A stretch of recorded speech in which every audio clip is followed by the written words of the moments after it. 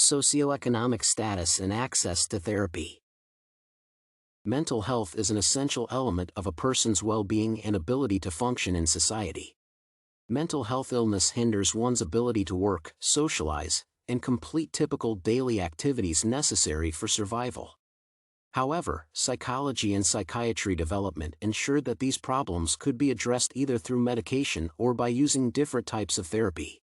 While this partially resolves the problem of mental health illnesses because it allows individuals to get help, not everyone can receive these services.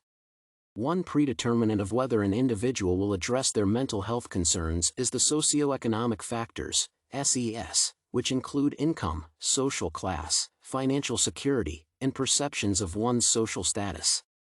This research aims to determine the SES factors that impact a member of a minority community's decision to seek professional mental health help.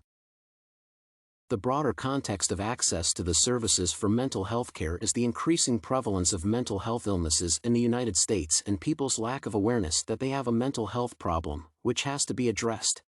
Richter states that globally, there is a moderate increase in the prevalence of these disorders. This trend has been present for years, and if the increase continues, the global community will have to deal with a large number of patients who require mental health help. In this light, some researchers examine the ability of different social groups to access mental health services, with an attempt to determine whether if the existing demand for these services is satisfied. Several studies point out the fact that the needs for mental health care in different communities are satisfied disproportionately. For example, Asaria states that income and ethnicity influence whether a person will get mental health help.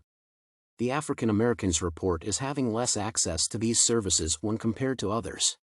Additionally, Nierendorf and Palmer state that a person's perception of the necessity to address their mental health condition is an important aspect contributing to the prospects of obtaining care services. As a result, there is evidence suggesting that the mental health support needs of some individuals are not satisfied, and it may be connected to their socioeconomic characteristics. However, the gap in the existing studies is the decision that led to an individual choosing to access mental health care remains unclear. Therefore, the research indicates the disproportionate access to mental health care services within different communities, and by researching the factors that led to the decision of people from those communities to get mental health care, one can design policies and strategies for increasing the number of adults with mental illnesses who receive professional help. The examination of this side of the problem will help understand how, in certain communities, the need to access mental health care can be promoted, which can help reduce the number of severe mental illnesses or adverse effects associated with mental illnesses that remain untreated for extensive periods. Hence, empirically, the exploration of this topic for a PhD study can help determine the actual relationship between ethnicity, age, and decision to obtain mental health care.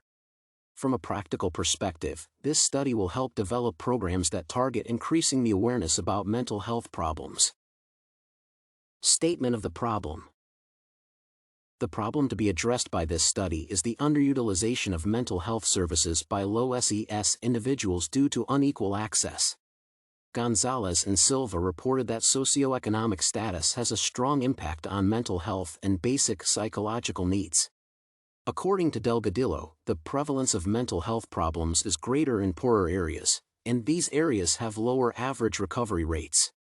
People from more vulnerable social groups experience more mental health problems and have less access to mental health services.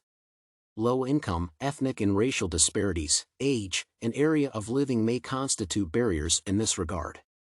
Mental disorders can exacerbate the living situation of people from vulnerable groups, thus exacerbating social and economic circumstances. These social groups have their own perception of barriers and need for mental health care, which is an additional significant factor of its underutilization. People from vulnerable communities are not willing to trust and use professional assistance because of perceived discrimination and healthcare disparities. According to Wilson, misconceptions and stigma in this regard prevalent among discriminated and vulnerable groups affect their underutilization of mental health services and need to be investigated. This research is intended to explore what SES is associated with perceived barriers and low perceived need for mental health services. The self-determination theory can be used to investigate this issue. Lack of research data in this area may lead to mental health and socioeconomic deterioration of vulnerable groups.